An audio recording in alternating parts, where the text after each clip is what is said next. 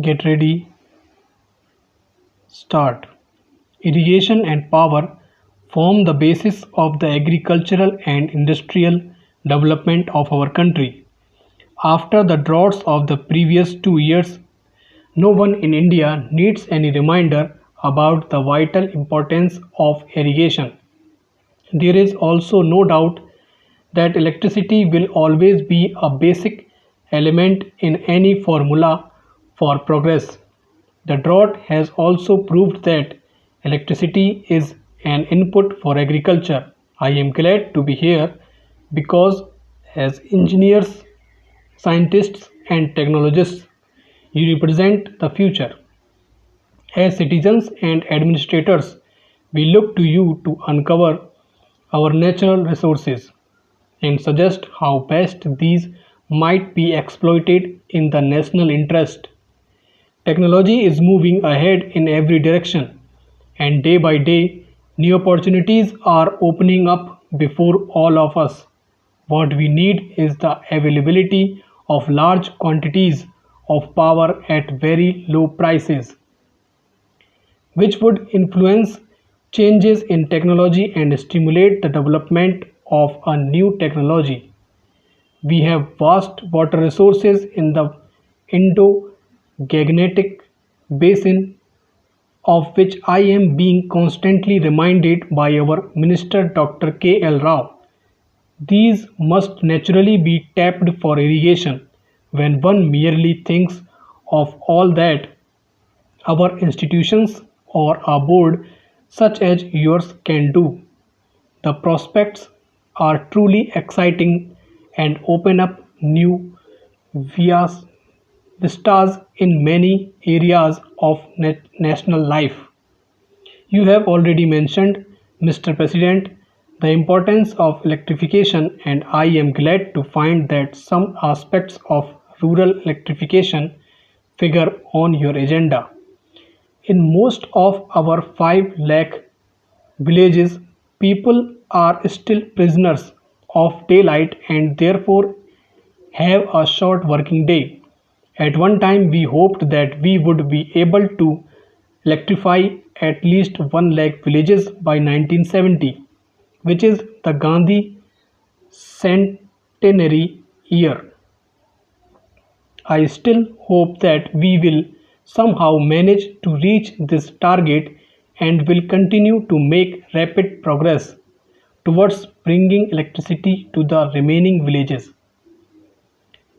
Today, we are able to build a new deal of the generating and transmission equipment which is required, but we have also to improve the economics of our power generation and transmission so as to supply cheap power to needy consumers and yet earn profits on the operations of our electricity undertakings. The development of regional grids will assist in optimizing the distribution system. This will be a great help to enrich all of us and yield better and quicker results. Only a fraction of the cultivated area is at present irrigated.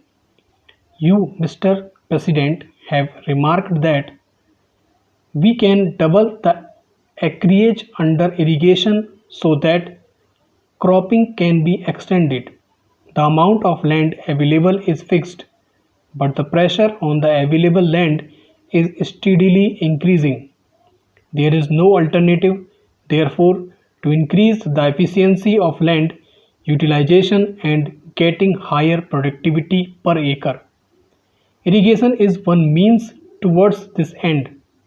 It is important that we utilize fully and rapidly such irrigation potential as has been already credited created. I think this requires much closer association than is generally found between the irrigation engineer, the agronomist, and the farm extension worker. Planning for the utilization of water must commence at the time an irrigation project is conceived. It cannot be left to be taken up when construction is advanced or after shortage has been completed. I have been heartened to hear of the good work which has been done in the Kosi area. This might well be a model along with some others to be studied with advantage. India already has what is said to be the largest irrigation system in the world, but I am told that our water management system could be greatly improved. Irrigation can be wasteful, and irrigation without drainage can be cause damage. Water management and soil conservation constitutes science in themselves, and I am happy that you are holding a symposium on the problem of water management. Our rivers and our groundwater are national assets which we must use to the best overall advantage. I am deeply concerned that there has sometimes been a controversy over what are termed interstate river waters. I am sure that technical solutions can be found to safeguard the legitimate interests of every region or state, and that these matters are best considered in a rational and scientific manner rather than on the basis of emotion.